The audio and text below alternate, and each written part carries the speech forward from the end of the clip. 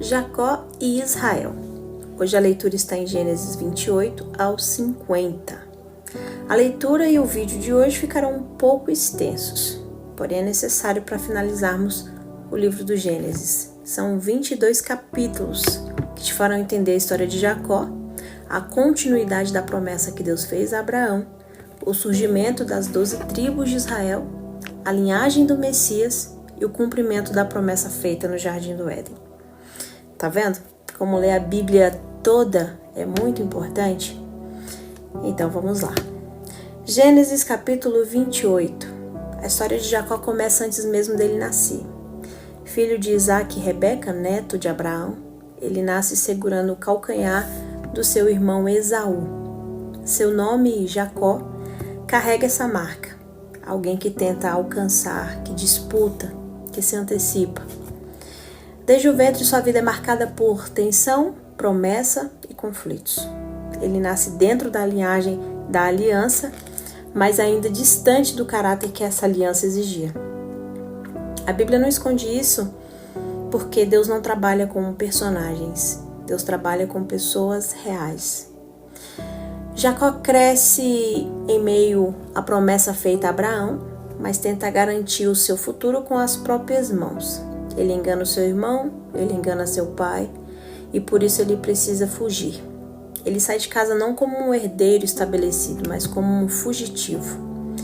No caminho para Padã Arã, ele dorme no relento, usa uma pedra como travesseiro, e ali em Betel que Deus se revela.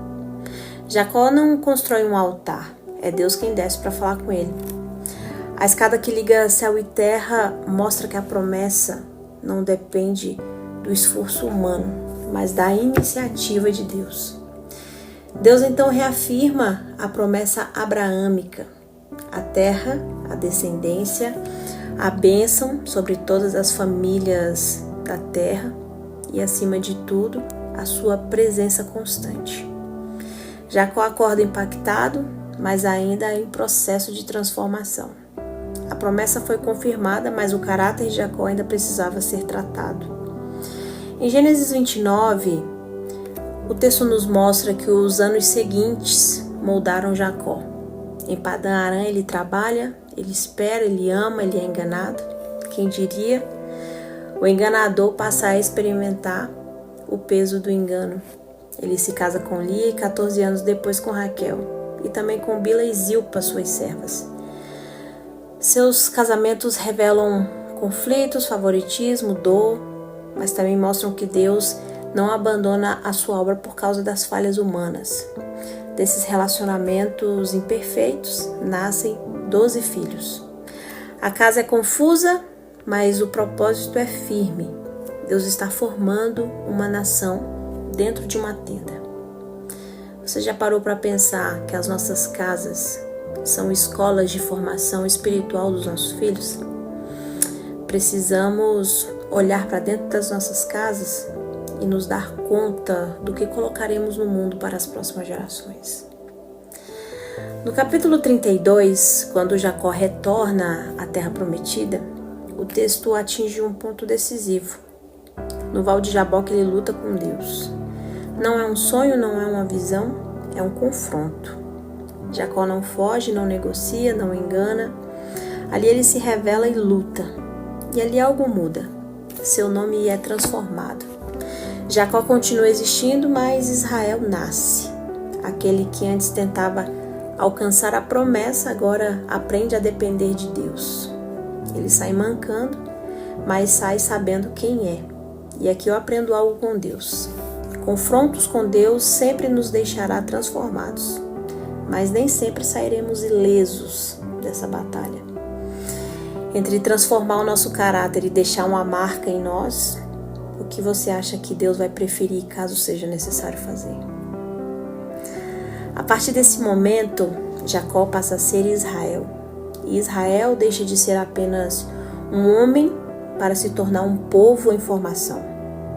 Seus filhos crescem e cada um carrega uma história, uma personalidade, um destino diferente. Em Gênesis 33, em resumo, mostra que a transformação de Jacó se confirma quando ele enfrenta o passado. Ele se humilha diante de Esaú, não para perder a promessa, mas para curar a história. O abraço inesperado revela que Deus já havia trabalhado onde Jacó mais temia. Ao devolver a bênção em forma de presentes para Esaú, Jacó mostra que mudou. E esse capítulo nos ensina que uma das evidências de que Deus transforma o nosso caráter é quando Ele precisa nos ensinar a aprender a viver em paz com as pessoas. E com Deus não adianta só chorar, não. Terão horas que nós precisaremos nos humilhar também. Deus sempre vai nos testar na prática, e isso pode ser doloroso. Gênesis 34, de uma forma bem resumida, mostra que mesmo famílias chamadas por Deus podem agir de formas desordenadas. A violência contra Diná gera uma resposta marcada por engano e vingança. Simeão e Levi profanam a aliança ao usarem a circuncisão como arma. E o capítulo nos ensina que zelo sem direção se torna crueldade e que promessas não substituem caráter e nem liderança espiritual dentro de casa. Gênesis 35 marca o retorno de Jacó a Betel. Deus o chama de volta ao lugar do primeiro encontro para alinhar a sua fé e a sua vida.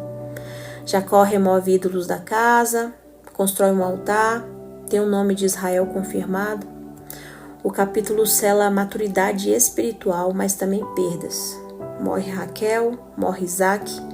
A promessa permanece mesmo quando pessoas se vão. Gênesis 36 registra a genealogia de Esaú. O texto mostra que Esaú prospera fora da promessa. Isso nos ensina que prosperidade não é sinal automático de aliança. Deus cumpre com a sua palavra também com quem não carrega o seu chamado, enquanto a linhagem da promessa segue outro ritmo, mais silencioso, porém eterno. José, um dos 12 filhos de Jacó, de Israel, ganha um destaque especial na história. A sua história está do capítulo 37 ao 48. O filho amado segue um caminho diferente. É vendido pelos seus irmãos, humilhado, preso injustamente. Ele não recebe uma tribo própria porque o projeto de Deus para a vida de José não era territorial, era governamental. José seria instrumento de preservação. Por isso a sua herança vem dobrada por meio dos seus filhos, Efraim e Manassés, que passam a ser contados entre as tribos. José não perdeu herança, ele multiplica. E no fim da vida de Israel, ele reúne seus filhos no capítulo de número 49.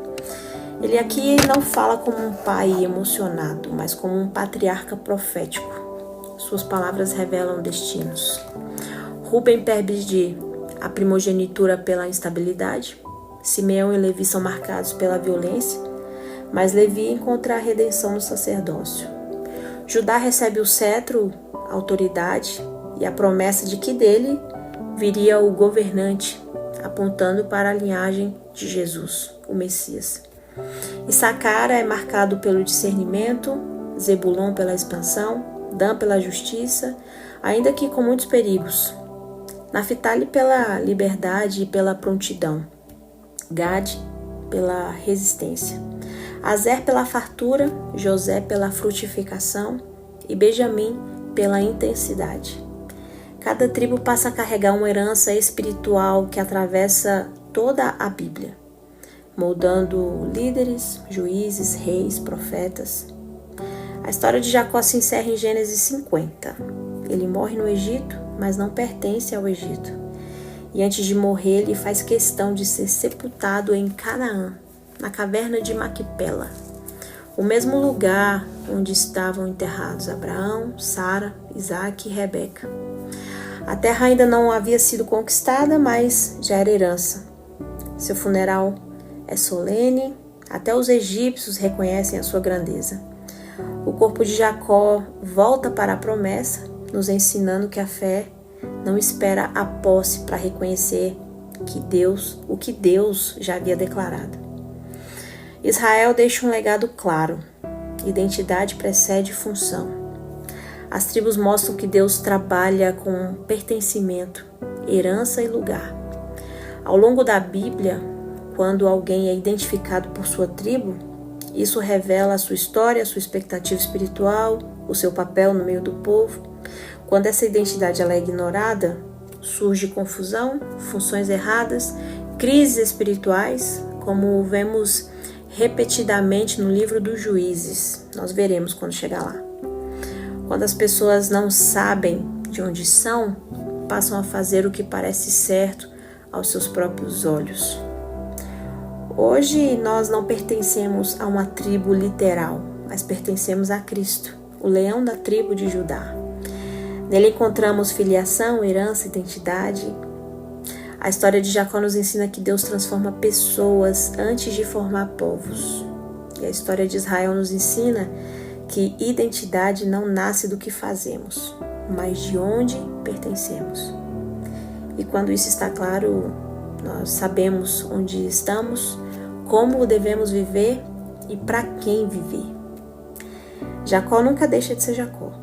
Mesmo depois de virar Israel, a Bíblia continua chamando ele pelos 2 nomes. Isso nos mostra algo importante. Redenção não apaga a história, ela ressignifica. Deus não destrói quem fomos para formar quem seremos. Ele usa o passado como matéria-prima. Jacó nos ensina que a promessa não muda quando falhamos. Quem precisa mudar somos nós. Deus te abençoe, em nome de Jesus.